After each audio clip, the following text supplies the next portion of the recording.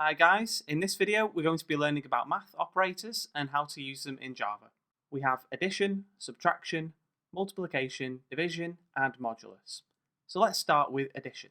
In the application class I'm going to create a variable int first value to add equals 1000 semicolon. Int second value to add equals 600 semicolon. So we've declared two variables and we've instantiated them with values. What we're going to do now is add them together and print out the sum of the two values. In this case, the value will be 1600. Another variable, int total to add equals first value to add plus second value to add, semicolon. So, as we said before, this is an assignment operator, so we assign the right-hand side and we get the sum of that first. So first value to add 1000 plus second value to add 600 and assign it to the left-hand side, which is the variable total to add. And we're going to print that out. So let's use sout, press enter, let's type addition result, semicolon, leave a space, plus total to add. So we're going to print out the text addition result with a space and then the value of that total. So let's run the application using the play button up here.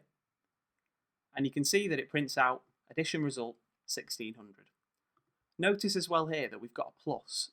And a plus here and a plus here mean two different things. And we'll talk more about this later on, but this is called a concatenator. It's not important right now, but we will talk about it in a later video. Now let's move on to subtraction. Int first value to subtract equals 1500. Int second value to add equals 500. I'm just going to change that from add to subtract. We have first value to subtract of 1500 and the second value of 500. So we'll do 1500 minus 500, giving us 1000. We now need to create a variable for the value of that calculation. So int subtraction equals first value to subtract minus second value to subtract. And as before, we're going to print it out so we can actually see it in the console. Subtraction result, leave a space, concatenator, and the subtraction variable. Hit the play button, and we now have a subtraction. Spelt that slightly wrong, so I'm just going to change that. Subtraction result 1000. I'm just going to remove the spaces here so we've got a bit more room. Now let's move on to the third example, multiplication. Int first value to multiply equals 20. Int second value to multiply equals 5.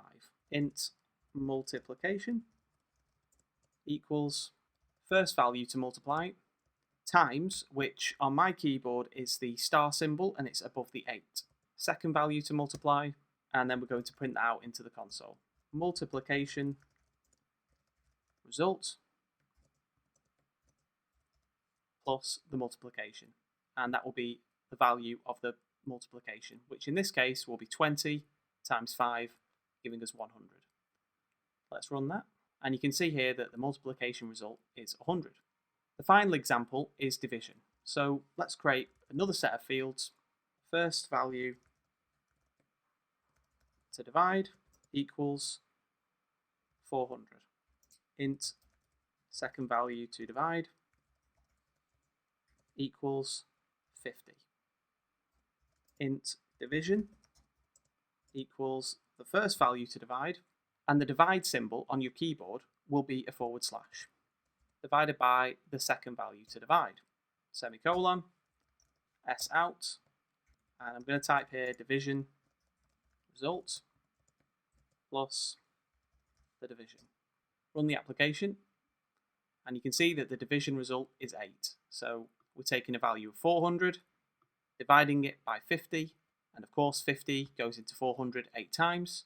It's assigned to this variable division, and it's printed out as part of this here, next to division result. One final thing to note with division in Java is that this operator isn't just a division operator. More specifically, it's an integer division operator. And that basically means that the fractional part, or the remainder, is discarded. So if there is a remainder from a particular value, you won't see it in the result of the division. In the case of 400 divided by 50, 50 goes into 400 a set number of times with no remainder. It goes in 8 times. But for example, if we were to change that to 30 and this to 4, we know that 4 does not go into 30 a set number of times with no remainder. There will be a remainder from that. So it will be something, decimal point, and a whole bunch of values after that. If I was to run the application like this, you can see that the result is 7, when in actual fact, 30 divided by 4 does not divide perfectly 7 times. It's 7 point something, but as part of integer division, it discards the remainder. We'll talk more about this concept in a later video and how to deal with decimal values. Now let's go ahead and delete this code. So everything within the main method, we're just going to delete that so we have a clean slate. The final operator that we're going to look at here is the modulus operator. And what that basically does is, given two values, it will divide them and return the remainder from that value. So let's try this out with an example. So I'm going to create a variable, int modulus result equals 20 modulus, which is the percent symbol, 6. So what is this statement actually going to do? Well, it will do 20 divided by 6, and whatever that remainder is, it will apply it into the modulus result variable. We know that 6 goes into 20 3 times, which is 18, leaving a remainder of 2. So that remainder of 2 will be added to the modulus result variable. Let's just confirm that by printing it out. So sout modulus result modulus results. Run the application, and you can see here that modulus result is 2. Now let's try it with a value that divides into 20 without any remainder. For example, 4. So if I was to change this with 4 and run the application again, we get 0, because 20 divided by 4 is 5, leaving no remainder, giving us 0 in the modulus result. Let's remove these two lines now. So the next thing that we're going to look at is precedence. And what exactly do we mean by precedence? Well, if we have a calculation with various uses of multiply, divide, add, subtract in a single calculation, how do we know what we're going to run first? How do we know what the value is going to be, and how do we manage the code to run it in a particular way to give us a certain value? Well, it's all based on precedence. Let's start with an example. So int result equals 100 times 80 divided by 2 plus 100 times 4 divided by 2 minus 10. So in this calculation here, how do we determine what's going to be calculated first and in what order? Well, the rules for this are as follows. Multiplication and division have precedence over add and subtract. So this calculation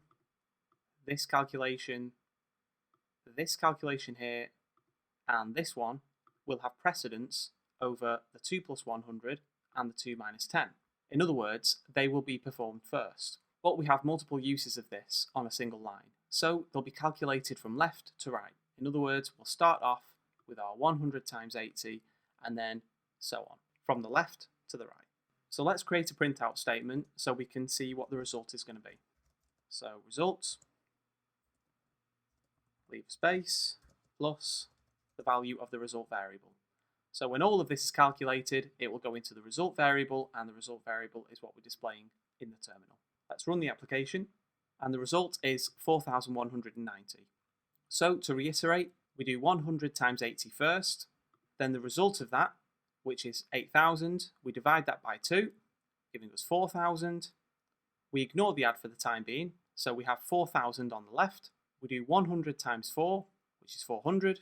We then divide that 400 by 2, giving us 200. We've now covered the multiplications and divisions. So we can now move on to the addition and subtraction. And again, we start from the left-hand side. We start with the plus here.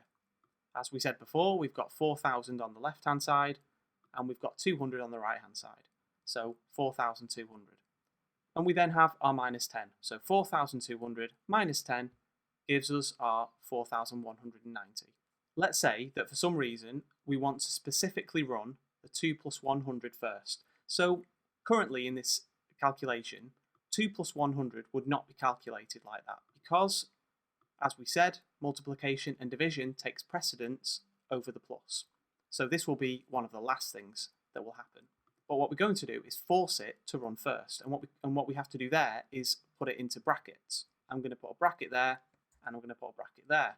And this will run the 2 plus 100 first, and it will give us a very different value to what you're going to see here.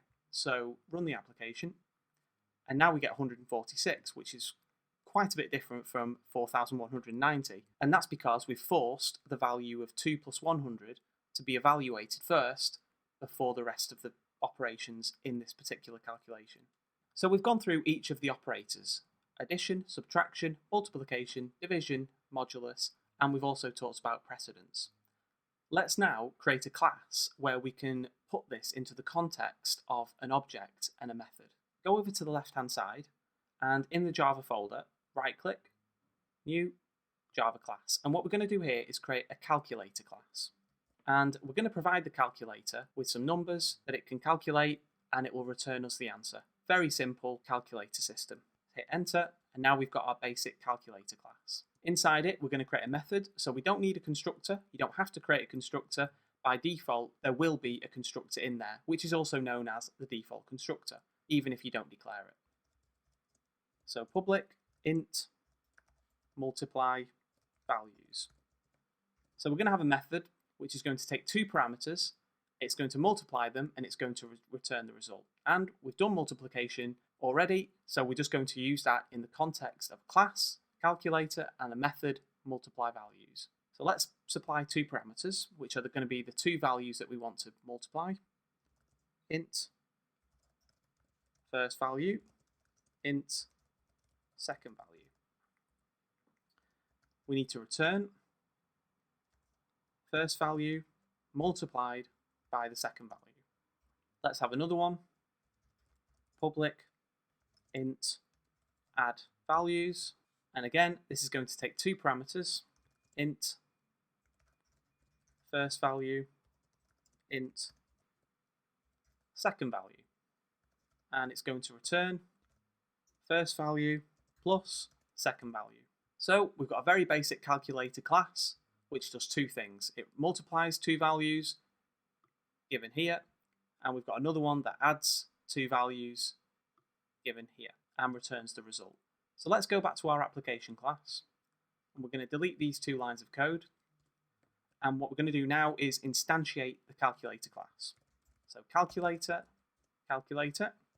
equals a new calculator, and we'll have a printout statement. So sout addition, leave a space, plus, and as we said before, this is a concatenator. It doesn't mean to plus two values together. And then we're going to do calculator, which is our variable here, dot add values, and we need to provide it with two values. So let's do 13 and 45, giving us a total of 58. We want another one, sout multiply plus calculator dot multiply values, and again we need to give it two values because if we go back to our calculator, we have a multiply values method that has two parameters that are required to call that method. So let's provide it with 5 and 8, giving us a total of 40. Let's run the application, and you can see here that addition is 58 and multiplication is 40. So this is exactly the same as what we were doing before. It's just in the context of a class and a method. And of course, if you want to, you can carry on and create ones for division, subtraction, and modulus. So that's everything for this video. I really hope you found it useful, and if you did, don't forget to leave a like and subscribe.